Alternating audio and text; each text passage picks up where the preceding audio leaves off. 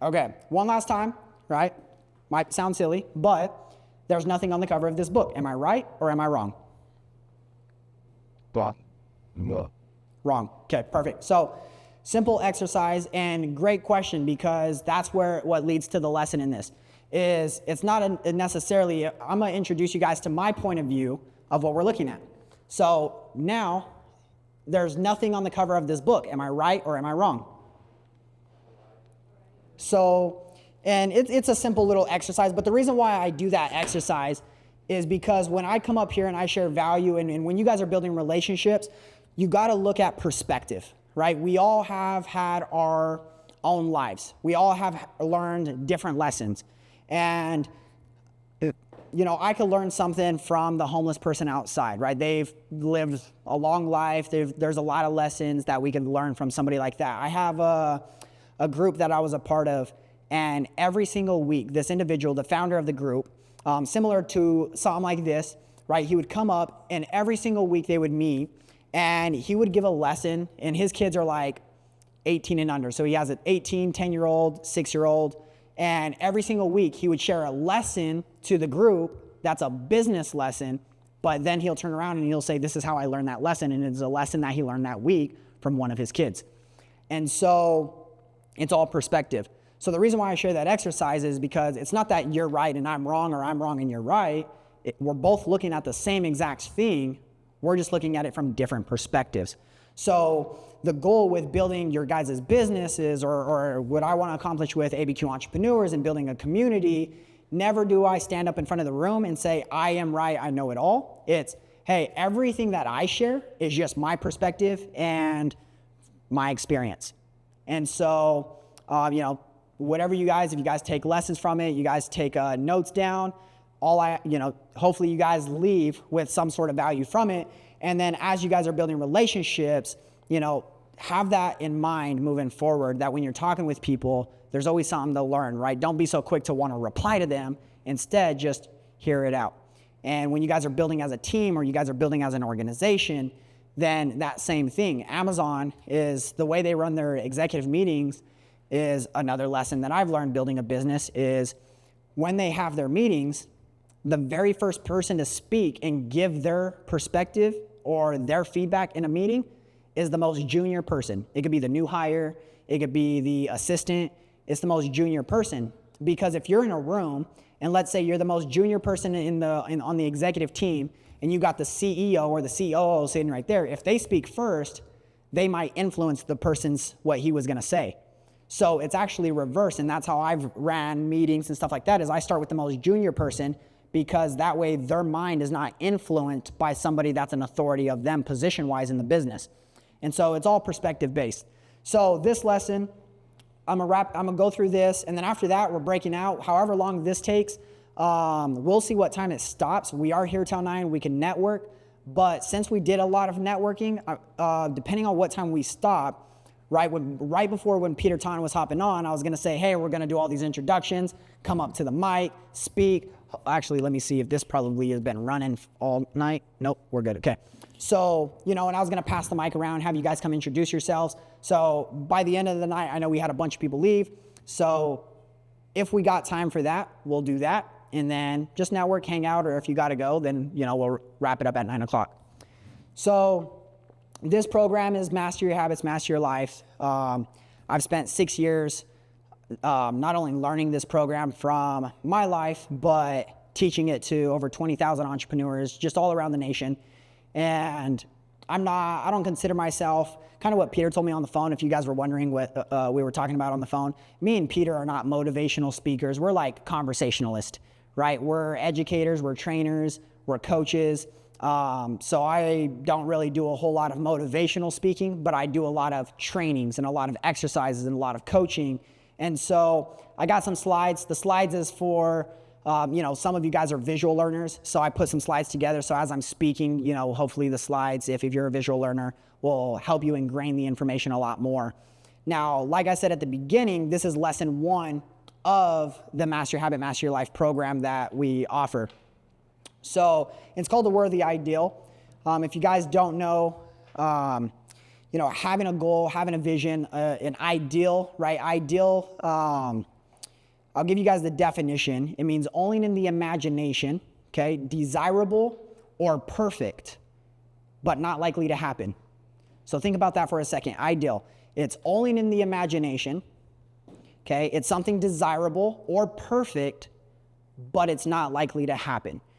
And the reason why it's not likely to happen is because we might have a vision. We might have the way, in this case, let's talk about business, right? You might have this vision, this idea that you have in life, but most people don't ever go after it. And the reason being is what we talked about. This whole program is master your habits, master your life. They don't even got the right habits to develop that vision. Therefore, they don't got the personality to even make that vision happen. They don't got the personality to associate with the right people to make that vision happen. So this agenda doesn't work. So I gave you guys a goal card. And so on that goal card, everybody write down their goal for 2026. We're good there? Sweet. So that goal card, one thing I'll tell you guys is there's a quote that I learned that's right here on the screen, and it says, change is inevitable, right? Change is going to happen with or without us. We've experienced that, right? Now we're going through an AI change. Like AI is going to happen with or without you, right? I got some images that represent that as I get through this, but here's the difference. Personal growth is a choice. So no matter what, time is going to go. The last 5 years went by super quick. The last decade went by super quick. Guess what? The next decade's going to go with or without you regardless. But I can say the number one thing that's going to help you grow your business is growing you, right? So I've traveled around the country. I've traveled around the world, and I've been able to ask people is, do you have a goal? Okay. And when I ask people a goal, I get some sort of responses. Some people will look at me and they'll be like, well, like, what do you mean? Right? And I was like, well, like, do you have a goal? And some people are like, sure. Like, everybody's first thought is, sure, I have goals. I was like, okay, what are they? Oh, well, and then they don't have a goal. They're trying to think of a goal, right? And then society got some goals that are daily goals, which I call them tasks, which we'll talk about. Like, my goal today is to do laundry, right? My goal today is to do the dishes. Stuff like that, where they're not really goals, but people think they're goals and they think they're being productive. And then at the end of the day, they feel, yes, I accomplished all this stuff. Like, nah, that was just tasks. That was like, that's your responsibility. You got to do regardless. And if I happen to find somebody that does have a clearly defined goal, I ask them then, do you got it written down?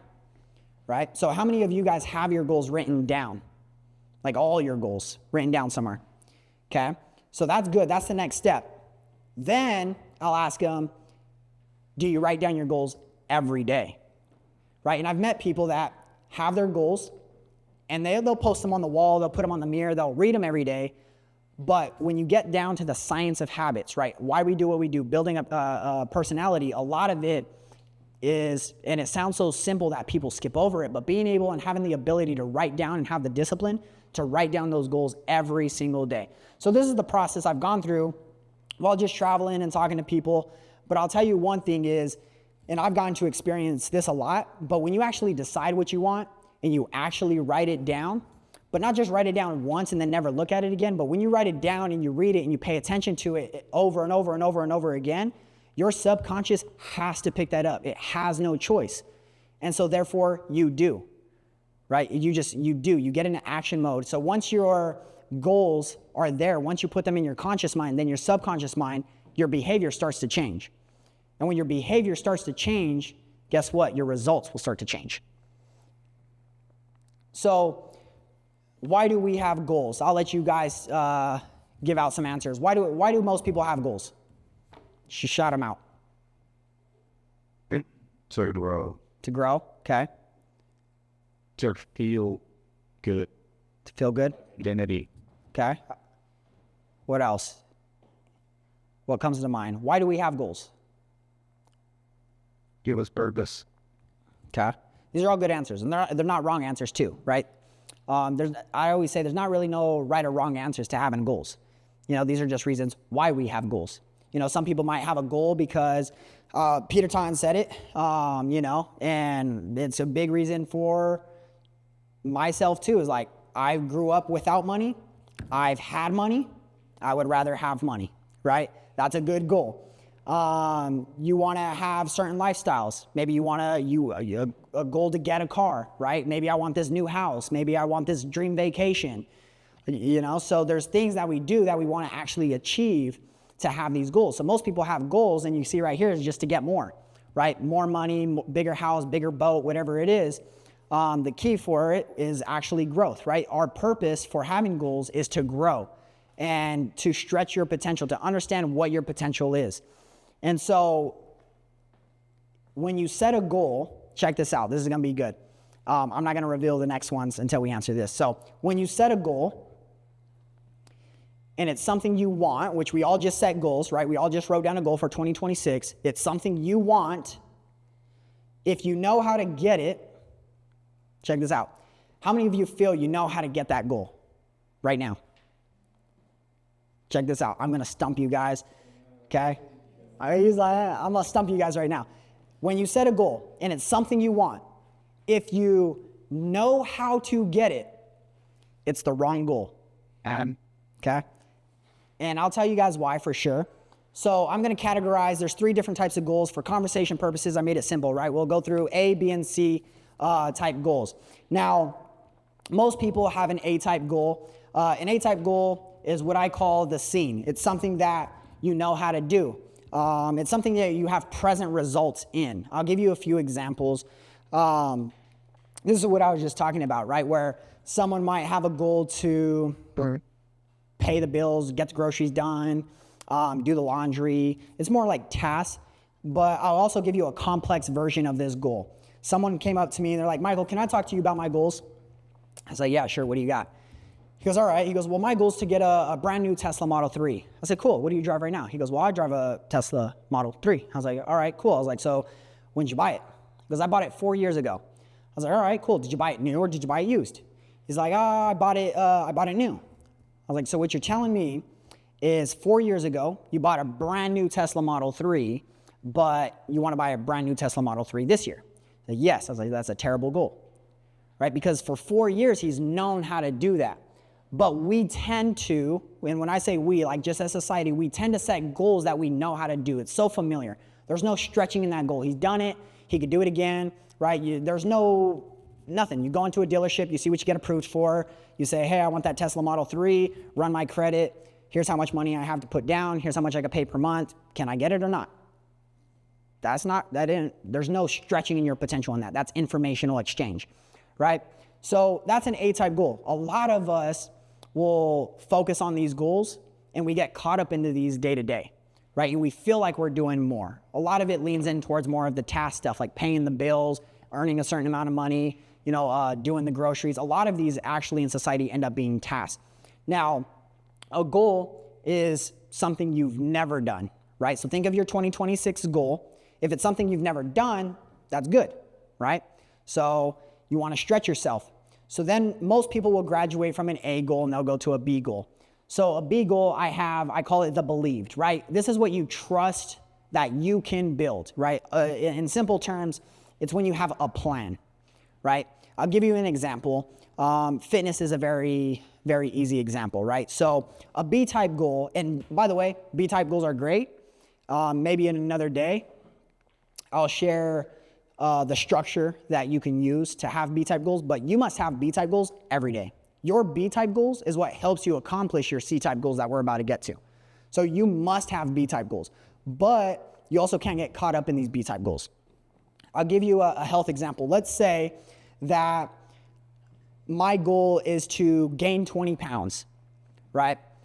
Simple. And that's a plan. It's believed. It's what I trust I can build. Easy, right? 20 pounds. Why? Because there's a plan. If I happen to meal prep proportionately, right? So I'm eating enough. I work out consistently. So I'm working out 4 or 5 times a week, right? For an extended period of time, I'm increasing the weights that I'm using. Sure, that's a plan. I believe I can accomplish that, right? So that's a B-type goal. Those is what we implement into our businesses, right? We have strategies. We're like, okay, I want to earn $100,000 this year. I want to earn $200,000 this year in my business. Here's the plan. Here's how much we charge. Here's how much sales we need to make. Now we reverse engineer that. Well, if we do this many phone calls, send out this many emails, this many point of contacts. So you kind of reverse engineer. So that's what we do in business.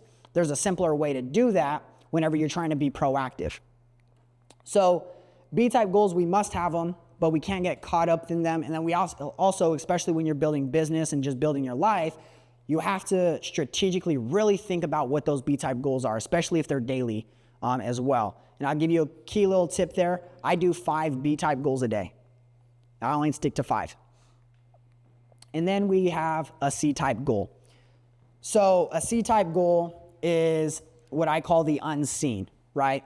And this is what I say, it requires faith. So a C-type goal is where you deal, a simpler term for this is where you deal with like fantasy. You deal with your imagination.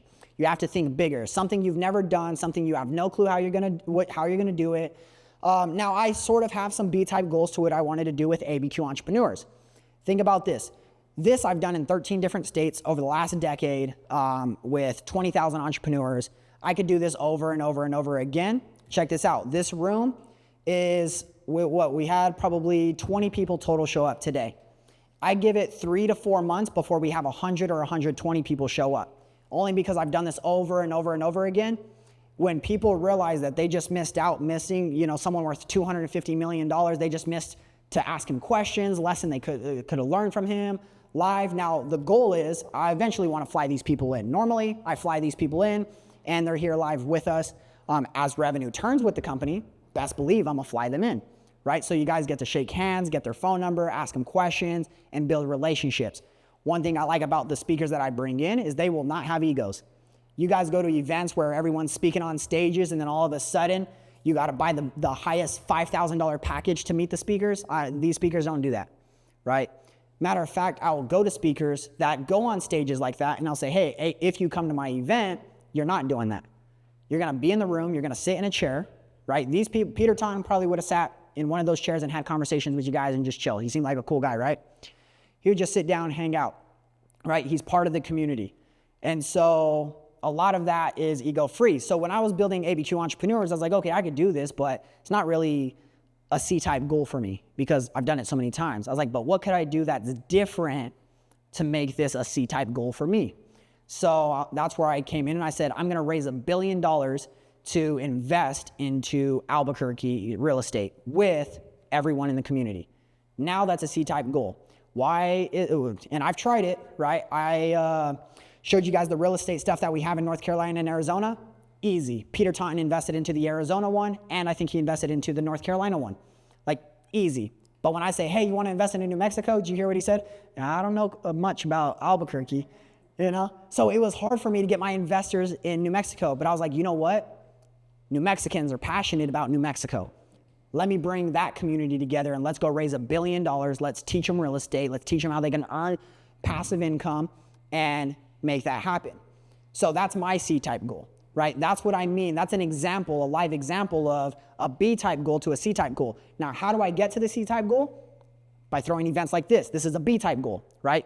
Plan an event. What do I got to do every day for the event? I got to get the venue. I got to get right beverages. I got to get the videography team. I got to get a presentation ready. I got to get a speaker ready. Those are all B-type goals that I got to do, but they're getting me closer to my C-type goal, right? So hopefully that gave you some visuals. So you got to let your imagination wander. And a lot of people don't speak about imagination once they're past like 15, 16 years old, right? So as an adult, to hear the words imagination or to hear the words fantasy sound kind of funny. Right? And we're like, what do you mean fantasy? What do you mean imagination? No one talks to us about using our imagination, right? Or fantasizing about what your goals can be, right? So kids, we were taught that as little kids growing up. And you could fantasize. I used to, as a parent, you would probably let your kids do whatever just to get them out, so you could do dishes, so you could clean. You're like, just go play, right? I used to grab all the forks in the kitchen. We'd go outside in the back, would stab blankets to the trees and build forts, right? And then we'd get yelled at, where are all my forks at? So, but you're using your imagination as kids. But then eventually we grow out of that as we get older and older. So I don't know if you know these two guys, but these are the Wright brothers. We've heard of them. They were two bicycle mechanics. And they wanted to introduce us to a new kingdom called flying, right? And everybody told them crazy, you can't fly, only birds can fly. But they're like, yeah, but if birds can fly, then we can fly. That was their mindset around it. Like, but if flying is possible, it's got to be possible in another way. And so they were the first people to take flight ever that we know of. So when I ask yourself, write down these goals for 2026, think about, did you use your fantasy or did you just use quick logic? Right? Like, you know what? My business is here. I want to be here in 2026.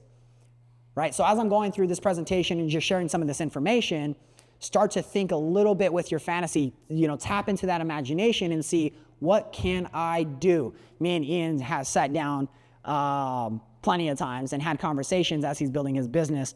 And we've had some good conversations and stretched visions on that. So what do you think about those conversations?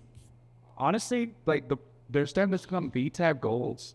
Yeah. They're starting to feel like even more and more possible because I don't know. No, I'm like trying to come up with a new C1 right now because every time we sit down, my mind gets blown. And I'm like, holy crap, I've never thought about that before. And then I wait like a week or two, and I'm like, well, that actually makes a lot of sense. I'm gonna start doing that. Am I too close on this side? You can. Okay. Expect.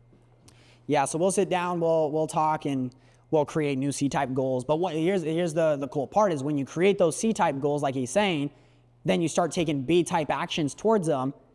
Then the C-type goals have to get bigger because you realize you're actually taking actionable stuff to them. Things are actually transpiring.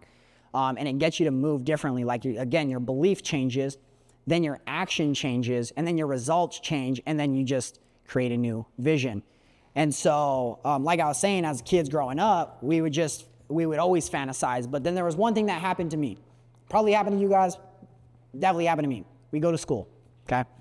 Now, if you're anything like me, I didn't go to school to learn, right? I went to school for sports. I went to school to hang out.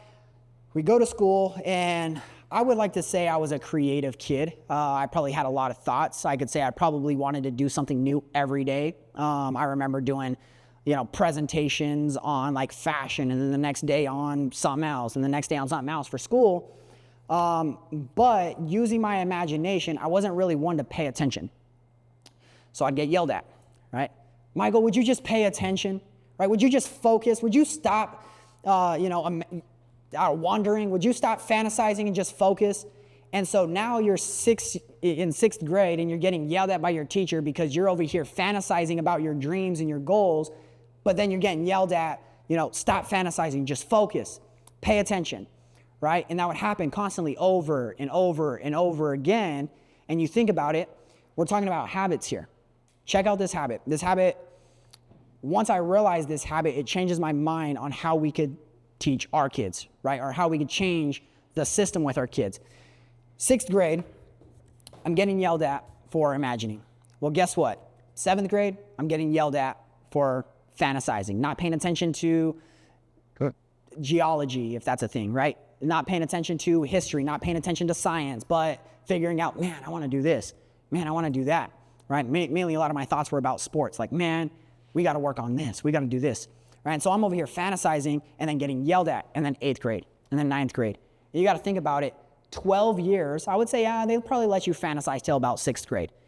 But so 6 years, 6th to 12th grade, you got 6 years, and this isn't happening to me once. This is happening to me every day, almost every single class for 6 years straight. So by the time we're 18 years old, we are done using our imagination, right? Because we're now 18, and it's so habitual of a thought to us that if I use my imagination or if I try to fantasize, I'm going to get yelled at. I'm going to get in trouble. This is what's going on. This happened to probably all of us. Even, the 4.0 GPA kids, them too, And so, and if they're not doing 4.0 GPA things, they're getting yelled at. And so we lose our imagination. We lose our creativity. Now we got a bunch of 18-year-olds graduating high school right now, and they have no clue what they want to do with their life, right? When you understand that concept, everything makes more sense. Oh man, just teach these kids how to use their imagination more. That's it. That's literally that simple. But it becomes so habitual for it. This is a quote I liked by Napoleon Hill. Anybody know who Napoleon Hill anybody know who Napoleon Hill is? Anybody hear the book Think and Grow Rich? Great book, great author. I've read his one book 124 times. I've studied that book. I've probably audioed it about 4,000 hours worth of audio just on replay. But he says, imagination is the most marvelous, miraculous, inconceivable, powerful force the world has ever known.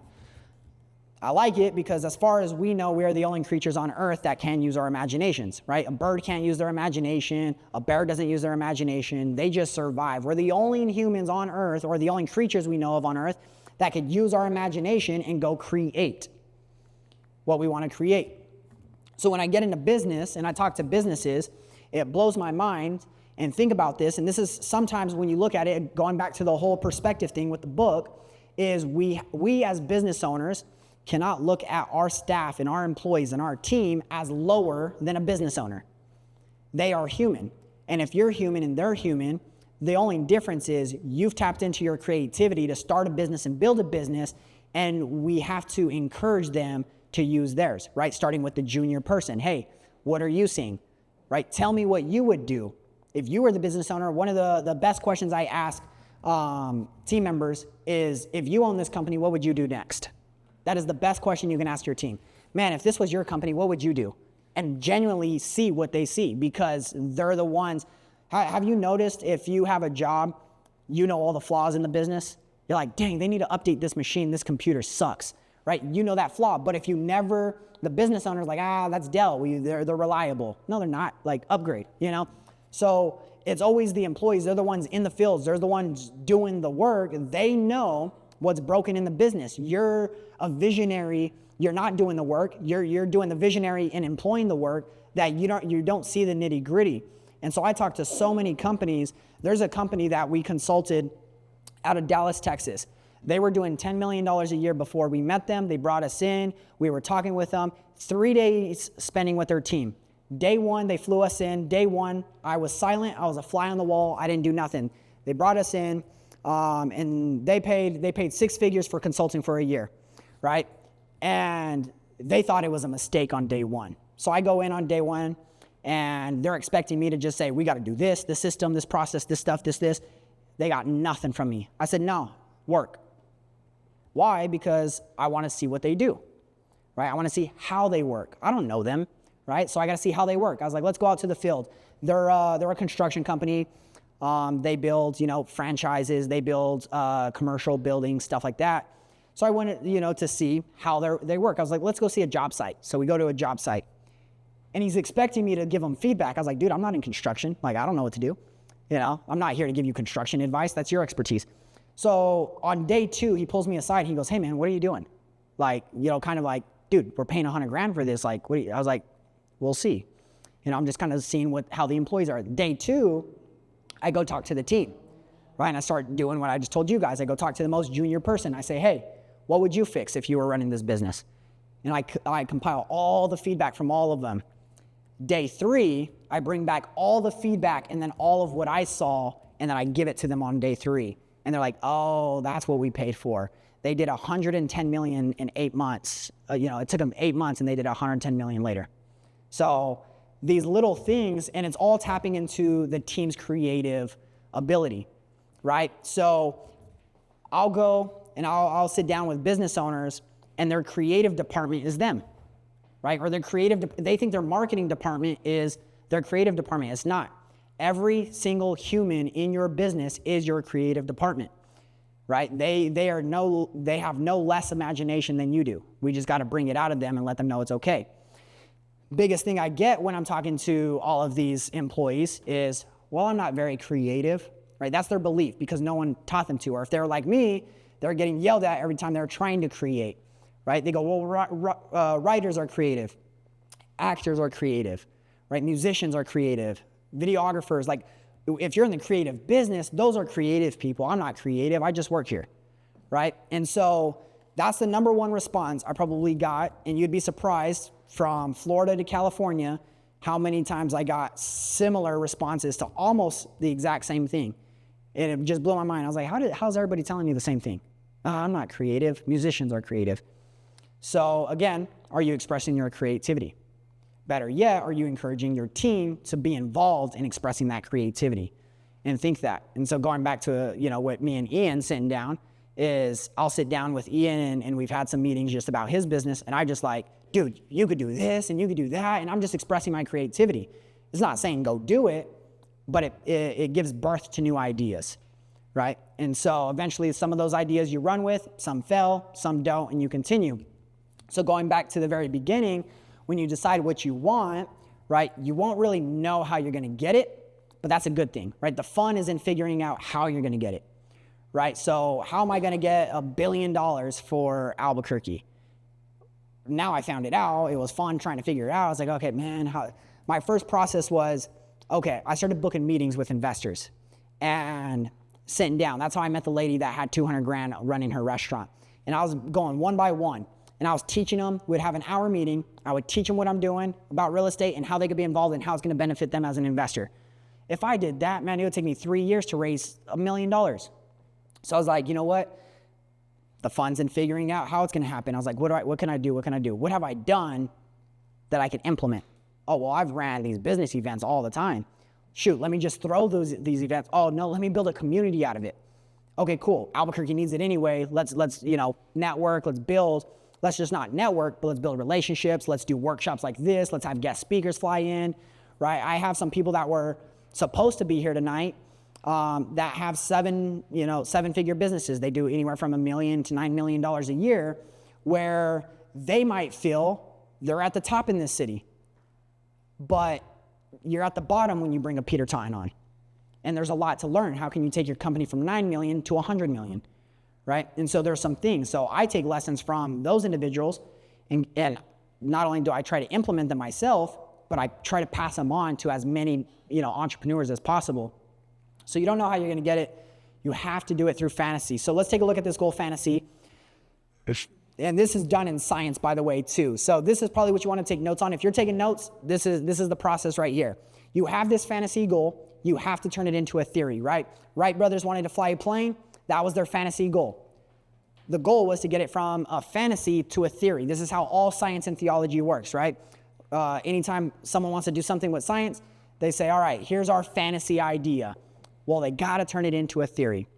So here's the process with that. We have our fantasy right here. And in order to go from a fantasy and turn it into a theory, you got to ask yourself 2 questions. First question is, am I able to get this done? Okay, so am I able? Based off of what I just said, right, off of all science and all theology, that we know we're able to fly. If a bird's able to fly, I'm able to fly. We're able to. We're witnessing it, right? So you got to ask yourself, am I able to? The second question you got to ask yourself that changes a majority, I would say, the results for 99% of entrepreneurs is, am I willing? Okay?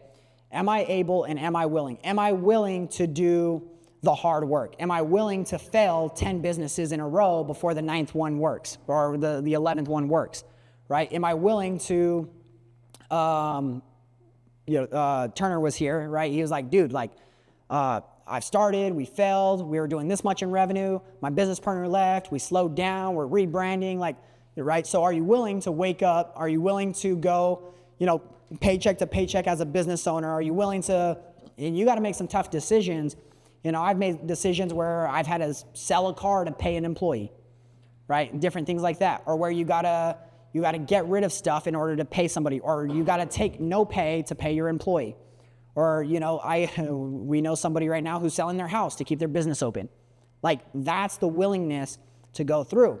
So it's very easy to go from a fantasy to a theory as long as you ask yourself these 2 questions and they're a yes. But I'll tell you right now, most entrepreneurs that I've talked to, they say yes to both of these, but they're lying on probably one of them, right? The willing. They're like, yeah, I'm willing to. Okay. And then they get beat up. They get hit in the face a couple times. Their business fails. And then all of a sudden, nope, didn't die. Mic check. Let me reset this. And their business fails multiple times. They go through different things that happen, and then they quit. Sometimes it's right away. It's very easy. I can talk without the mic, right? You guys can hear me fine? I'm just going to talk without the mic.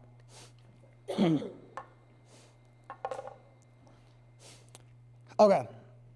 Then that theory then turns into that goal, right? So the theory then turns into the goal. So you went from fantasy, you went to theory, then you have a goal. So, I was fantasizing, okay, $1 billion. Am I able to do it? Yeah, I'm able to do it. Am I willing to do it? Yep, willing to do it. Sweet, now I got a goal. Raise $1 billion for Albuquerque, investments. Cool. Then when you do that, then you can start turning that goal into a fact once it's accomplished, right? So it might not be a fact because we don't have $1 billion yet, but maybe it's like we got our first property done. Sweet. Right? Got one property out of the way. Now we have a fact, right? We have this fantasy goal of doing real estate in Albuquerque with entrepreneurs, turned it into a theory, turned it into a goal, checked off one, let's do it more and more.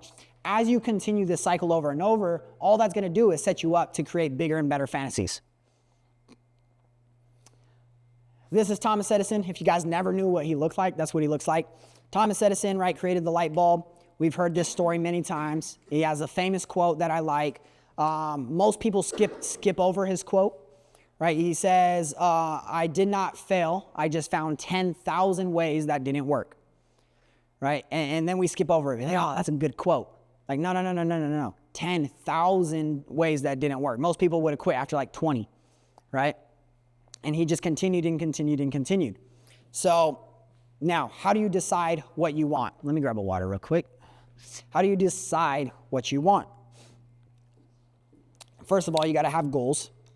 But not only do you have to have goals, you have to get emotionally involved with those goals. Most people will have goals, but they're not emotionally involved with them. The number one example is fitness, right? And this is probably the most common one, especially here at New Year's. But people have this goal to get fit, and it's a great goal, but they're not emotionally involved with it, right? I'll tell you one thing. There's 2 ways to develop a habit, by the way. Number one is through constant spaced repetition, right? Doing something over and over and over and over and over again. Second way to develop a goal is through emotional involvement. And so I'll give you an example. If all of us in the room said, we're going to go to the gym 5 days a week for an entire year and not miss the 5 days a week, right? I would probably say 100% of us might fail. Maybe 1 or 2 of us might make it. But if you take somebody that goes to the doctor and they're 400 pounds and the doctor's like, hey man, like if you do not go home right now, clean out that fridge, and matter of fact, like don't go to bed. Like you need to go to the gym, clean out the fridge, then go to the gym. And you need to start immediately. If not, I give you about 6 months to live, right? That is an emotional cause. That'll make it a habit immediately. That person will go to the gym 5 days a week for an entire year, probably for the rest of his life, and never miss a day, right? So 2 ways to develop a habit. Now, sometimes you really don't want a habit to develop off of an emotional event because most of the time it's negative, right? Like that. Very rarely is it positive.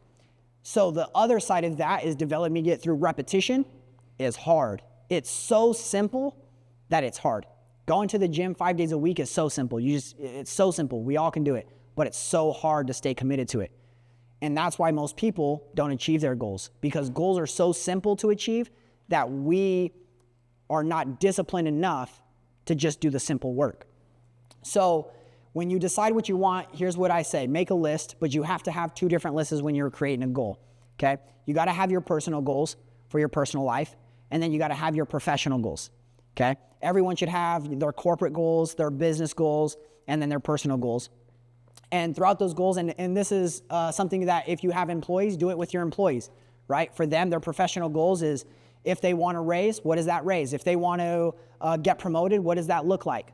And so as you go through that, then they got their personal goals, right? Personal goals is anything with health, right? Family, vacations. You could put cars down. I don't really do material items. I used to have a full list of goals. If you guys look at my goal list, it was like this car, this plane, this helicopter, this house, this whatever.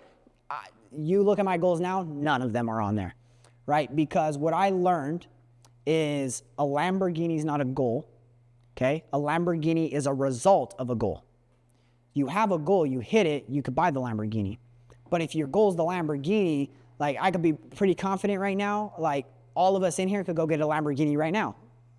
Why? They're $2,500 a month, So if I go get a job and I'm making $4,000 a month and the Lamborghini's $2,500, as long as I keep that job, I could pay that car.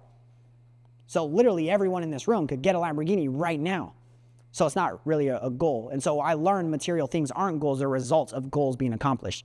You hit that goal in your business that you want, you could probably buy a lot of those Lamborghinis. And that's where you see wealthy people, they kind of stop. If you guys see Peter Taunton's garage, dude he's taking up too much space. And he lives in a building, so like the garage is shared with everyone in the building, so people get mad at him. One thing I've learned though with people, right, when you have goals, and you might notice this, I think a lot of us will ask entrepreneurs, or I think even Turner asked it to Peter, is like, how do you keep on going, right, when things get tough? And it's because they're alive, they have a goal. So every single day they want to wake up and they just want to go, go, go, go, go, go, go, go. The problem with people with goals is stopping, right? The problem, you got a goal and you're going after it, you're like, man, I got to slow down, I got to stop, right? And so most people that have real goals, you see them and they're happy. They're just, every single day, they're just going, got new ideas and always expanding. Most people without goals are on that hamster wheel of life. So you got to decide what you really want. It could be whatever. Like I said, I removed material items. I gave you guys an example why, but it could be income. It could be a new position at work, right? It could be that new home that you want. It could be the dream vacation that you want, or multiple vacations, right? If we're talking about C-type goals, I don't have vacations because in business, we don't have vacations, right? We have business trips. And so you could go anywhere. You could go everywhere, right? Why settle for one? If I want a home, I don't want just a home. I want homes everywhere, wherever I like, right? If I want a home in Turkey, I'm going to go look at Turkey, right? By the way, I learned a house in Turkey is like $100,000 for 10 times what you're getting here. Crazy. So you think like that and you see, and we hear about this all the time, right? A house in this country is this much. A house in this country is this much. You could be living lavish. You can have 10 houses around the country or around the world when you can only have one here for $500,000, you know, and you don't get much here. So again, take what I'm saying here, implement that into your business. Get with either your marketing team, right? Your finance team, your accounting team. Start getting with the people in your business and start having these masterminds with them. Start talking with them. Start getting their ideas about the business. And then you're going to have some people that will say, nah, I'm not doing that. That's fine. Don't let them. You know, you're not going to force anybody. You're going to set the tone. You're going to go in there. You're going to do it and not let other people control how you're going to make your decisions, how you're going to live your life. A lot of people let outside conditions or circumstances affect their goals and what they're going to do. I got a list for you guys, right? Coworkers. A lot of us might have a job, and then with that job, we go, I got a good example of this. I'm talking to somebody who has a job right now, and he is great at engineering music, like phenomenal. He showed me his music. I'm like, bro, how much do you charge? He goes, I'm doing it for free right now. I was like, what? I was like, how long you been doing it for free? He goes, about 5 years. I was like, 5 years? I was like, dude, I can call a rapper right now and like, they will wire you $5,000 to engineer their one track, like today, right? And I know music and I know that stuff. So when I see a talent in somebody that they don't know they have, see, here's the sad part about our habits and a sad part about our talents is we're so talented at it. We have this great ability that to us, it's not a talent, right? You might be so good at something that to you, it's just what you do. But to somebody else, you're like, dude, how are you doing that, right? And so I was talking to Alonzo in here. We were having a conversation that I interrupted in, and he's like, yeah, I probably run about 7 miles a day.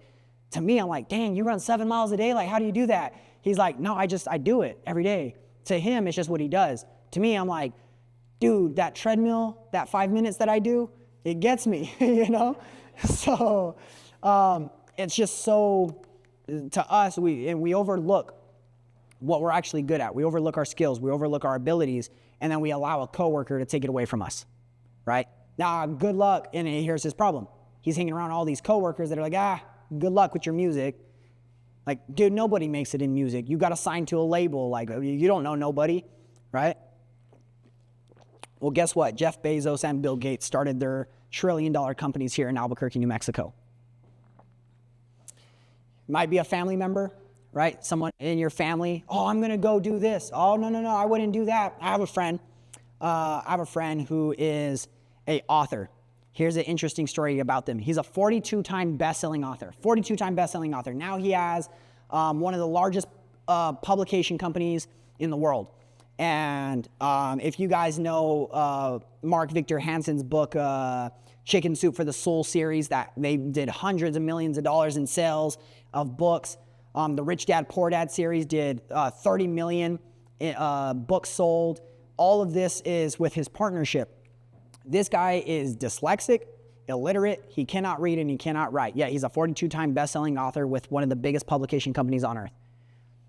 And his family members, knowing that he's dyslexic, knowing that he's illiterate, knowing he cannot read and he cannot write, the dude can't read a book. Trust me, he's 60 years old right now. I give him a book, he still can't read it. But his family members were trying to protect him. Nah, don't do that. He sent out his book 260 something times to publishing companies. And it was like the 264th publisher said yes. But they said, you know what? You just got to change the front cover, the back cover, and the inside. You got to change the whole book. Basically, they're saying, take your story, figure out what you want to do, hire us, we'll create a book for you. That book wants to become a bestseller. And then from there on, he just got addicted to it, right? The economy, a lot of us blame the economy. Oh, the economy's bad. I can't start a business. It's a bad time to start a business. Oh, I can't buy real estate. It's a bad time to buy real estate. I'll tell you guys right now, this one word right here is made up. The economy, completely made up. No one knows the economy. We got people on, on these finance on the news talking about the economy like they know it. And then you ask them, what are you invested into? Oh, I don't invest. But you're on television telling the whole nation that the economy's bad? Like, dude, you don't know nothing. So the economy's made up. But we hear so much about it. It's good, it's bad, it's good, it's bad, that we don't know what to do, right? So we let outside conditions, outside circumstances control what we're going to do instead of just doing it. I have no clue where the economy's at today. No clue, right? You could buy real estate in any market. You could start a business in any market. Matter of fact, the wealthiest people on earth start the biggest businesses on earth in a bad economy. The president, oh, we got a bad president, right? Donald Trump's the president. We can't start a business. Or who was the last guy? Joe Biden, a president. We can't do this, right? Again, letting outside circumstances. What else does the list have? Time, finances, the past experiences. I tried doing real estate before. It doesn't work, right? We've heard all of that. Here's one of my favorite quotes. Again, when I bring up these quotes, here's some of these quotes that we tend to hear them and then we overlook them. We hear it, we're like, that's a good quote, but understand this quote, okay? George Bernard Shaw, he says, people are always blaming circumstances, okay, for what they are, right? For them as a person. I don't believe in circumstances. The people who get on in this world are the people who get up and look for the circumstances they want. And if they can't find them, make them, right? So if I can't find the circumstances, I want to get into real estate in Albuquerque. Can't find anybody to invest in Albuquerque outside. Let me go create the circumstance that I want. Okay, we're back to planes. Check this out. Think about this. Everything that we have on earth has always been here. We've all heard the saying, nothing is created or destroyed, right? Nothing is created or destroyed. Think about this. A plane, 100% of everything it takes to build that plane was already here 1,000 years ago. The day the earth was created, everything to build that plane existed, right? It was the imagination. It was using the creativity. Someone imagined, in this case, the Wright brothers, imagined flying 600 people on a plane. I don't know why they thought that would be safe or how they would be able to do that. But that imagination, they started digging stuff out of earth, started connecting pieces, wires, and everything, and eventually they took off and they had a plane, right? Think about the internet today. We have the internet, we have AI, we have robots, we got self-driving cars, everything. We got all these social media platforms. Like, I don't know the newest platform. Would the newest platform be TikTok? Like, TikTok existed again, the day the earth was created. It just took someone's imagination to create it, right? Nothing's been created or destroyed. It's been here the whole entire time. It just takes somebody's imagination to actually get it done. I like this, right? The evolution of communication. This is just a funny visual example, but we go from the first written word, chipping into rocks, right? Then we go to a movable typewriter where the typewriter phase, and then we go to mass publication, newspapers all around the world, and then we shift to the internet and we start doing email, and then we start to create applications like Twitter. So the evolution is going to happen with or without us. It's who's the person that's creating it that capitalizes on it. Back to the beginning, change is inevitable. It's going to happen with or without us. This happened without all of us. None of us contributed to this. Actually, we're that guy, right? We're the guy that's just like tweet. We're just throwing our 140 characters out there. And so change is inevitable. It's going to happen with or without us, right? But personal growth, having that in most of these ideas and the imagination won't happen if you're not personally growing yourself.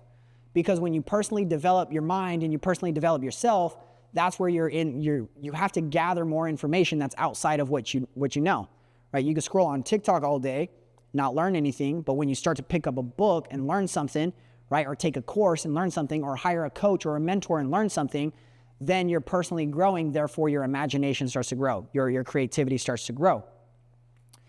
So we all have to have a goal, all of us. And if you got kids, start teaching them to have goals now, right? Set those goals in place immediately. Now, I've met a lot of people that don't have goals, right?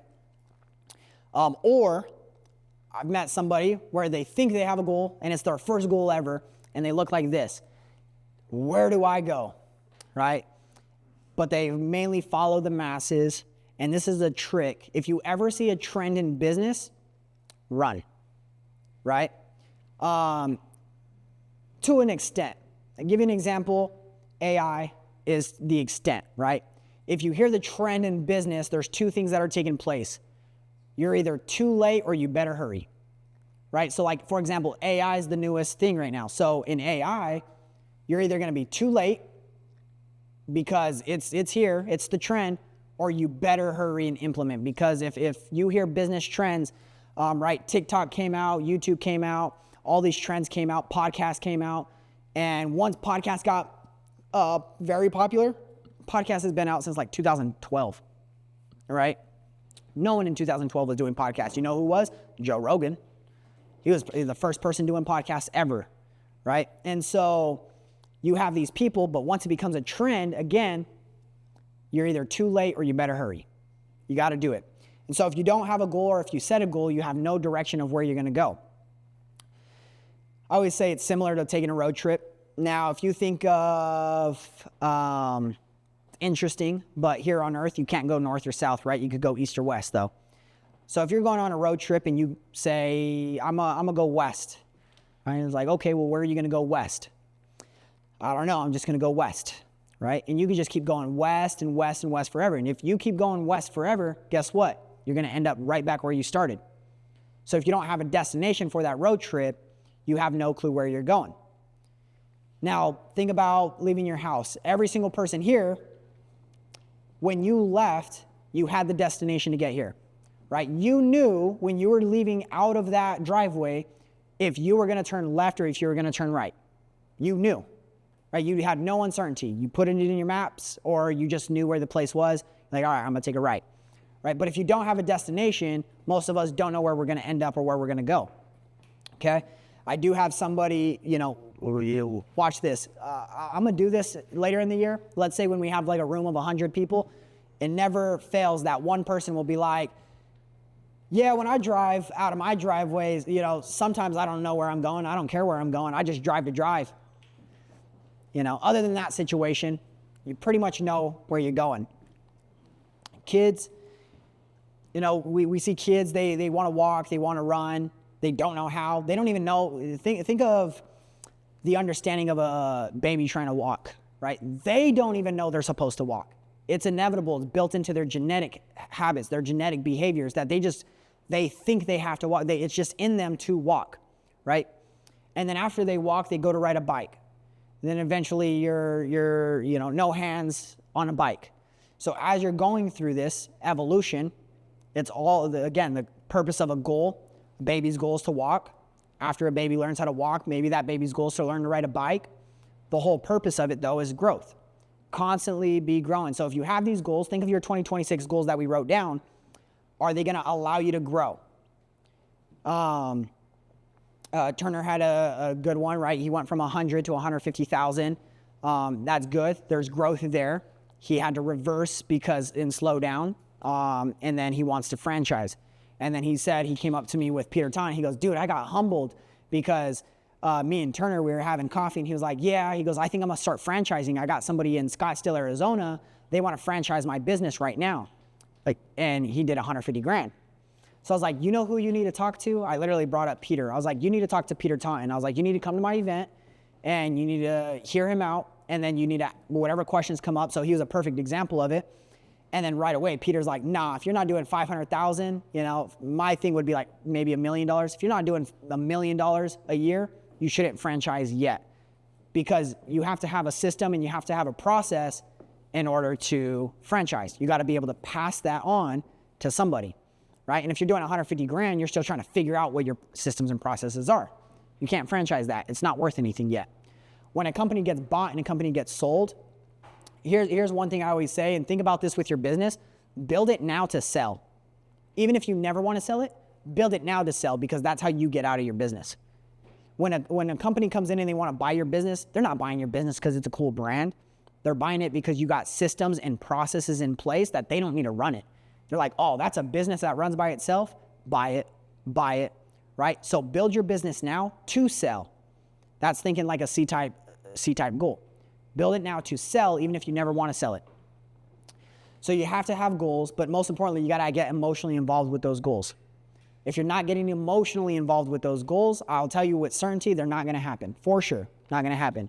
But I'll tell you right now, it's hard to get emotionally involved with the goals. So the goals you write down through repetition, the one of the two ways to build a habit, constant spaced repetition. If you write down that goal every single day, I'll give you guys something to do right after this as well, is that goal card that you guys got. I'm going to have you guys write down a new 2026 goal. If it's the same, keep it the same. If it changed based off of the information, change it. But then take that goal card and something as simple as just folding it and keeping it in your pocket forever till the goal happens, right? Just fold it up, keep it in your pocket every day till the goal is accomplished. Why? Because when you put your hand in your pocket and you feel that card, guess what happens? It sends a memory up your nervous system straight to your mind, and you put this image of what that goal is in your mind just by touching the piece of paper. Why? Because you know what's on the paper. Therefore, it creates an image right from your fingertip straight to your mind. And think about, if you're not writing the goal, you're touching it every time you put your hand in your pocket, and it sends this trigger up to your mind, right? Repetition over and over and over and over again. That's how you're going to get your mind to be emotionally involved in that goal. So again, have personal goals, have professional goals. I say make a shopping list. Normally I say go home, go make a shopping list. Go write down all your personal goals, go write down all your professional goals, make a shopping list. You can narrow them down later. Find the number one personal goal and the number one professional goal, write them on a goal card, fold those up, put them in your pocket, right? And then all the rest, they'll fall in line, they'll fall in place. Your B-type goals will get you closer to them. Now, here's a quote. I think this is my last slide. Yeah, so this quote, once I heard it, changed my perspective, okay? I forget who it's by. But again, I'm gonna repeat this over again, repetition. You guys hear me say the same thing over and over and over again, there's a reason. Every time there's a quote, stop overlooking quotes, start to understand what the quote is for, why it is what it is, okay? So, phenomenal quote. God's gift to us is more talent and ability than we would ever hope to use in our lifetime. Everyone has them. That's why I say when you have a team and you got staff and you got employees, you can't belittle them like an employee. You got to treat them like an equal. They're human. They have the same God-given talents and abilities that you do. Maybe not the same talent and the same ability, but they have God-given talents and abilities that they can grow into. So that means our gift, right, to God is to develop as much of those talents and abilities that we can in our lifetime, right? So that's it. It's growth, right? Who are we to get these gifts and these abilities and then do nothing with them, right? And so ask yourself these two questions with your goal. Am I able, right? And then am I willing? Like I said earlier, about 98% of people that ever say, yes, I'm able and yes, I'm willing, are lying to themselves. They're not willing. That's why you got 2% of the people that control 98% of the global, economy.